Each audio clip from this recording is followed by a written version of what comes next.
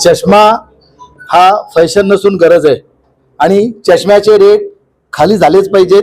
हा चंग IFBB आणि WHO नी बांधलेला आहे. तर त्या निमित्ताने काठमांडू येथे होणाऱ्या समिटमध्ये 176 देश सहभागी होणार आहेत.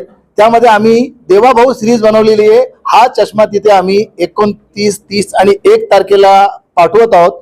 मी तिथे असणार आहे आणि मला असा विश्वास आहे की जगातील सर्वात स्वस्त चष्मा देवाभाऊ सिरीज हा तिथे मान्य केला जाईल असा माझा प्रयत्न आहे. कारण ही गरज आहे आणि आमचा प्रयत्नही असा आहे का चष्म्याचे रेट भाव पडलेच पाहिजेत, जेणेकरून त्या समिटमध्ये लोकांना असं वाटेल का चष्मा प्रत्येक ठिकाणी जाऊ शकतो.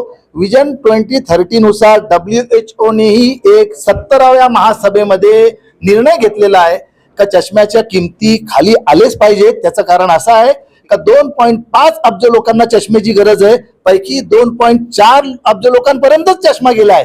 1.1 अब्ज लोकांपर्यंत अद्यापही चष्मा गेलेला नाहीये आणि हा तो चष्मा आहे देवाभाऊ सिरीजचा. बघा, अमेरिकेपासून जगभरात हा चष्मा फक्त 32 रुपयाला भेटणार आहे, पण क्वालिटी पण बघा त्याची, तो मोडणारा चष्मा नाहीये.